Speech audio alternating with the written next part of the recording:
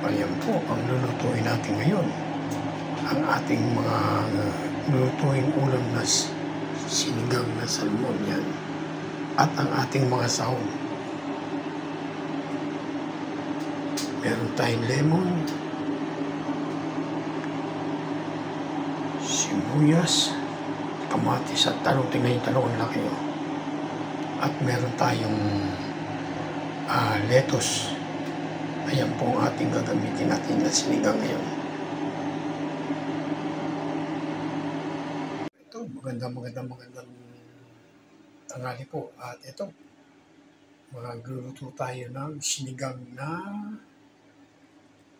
salmon yan. Salmon. Ito po yung salmon natin, yung puro laman.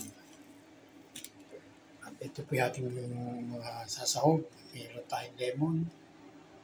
At yung sibuyas. Yung laki na sibuyas na yan. Pero hindi.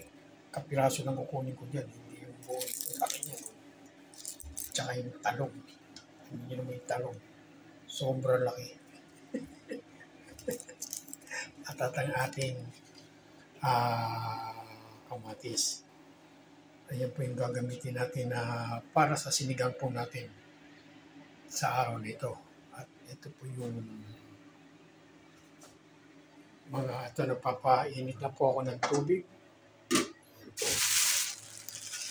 Patay ng tubig para sa ating sinigang. Ito po ang ating sahog. Yan po, pinakita ko na po sa inyo yung kamatis, luya at sili. Yan, maraming sili. Nakita niyo yung sibuyas, kapiraso lang kinuha ko sa sibuyas. Yan, sobrang laki yun.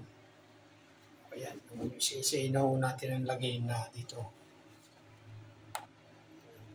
Ayan, luya. Meron po tayong luya.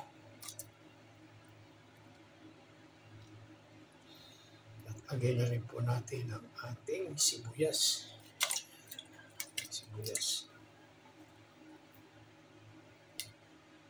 At ang ating kamatis. Lalagyan na rin po natin yan para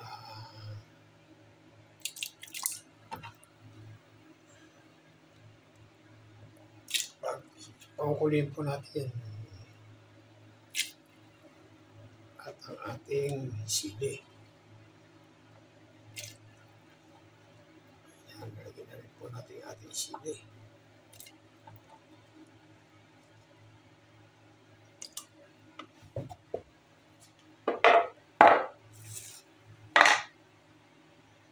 At ang itong ating salmon ito lang po ating salmon lilinisin na po natin. Hugasan natin yan. Nakita nyo. Isang ganito na yan. Binigay namin sa Panda. Hyper Panda. Ito po. Hinugasan ko lang ng gubit. Kasi medyo may yellow pa yan, kaya nahanap ko lang muna.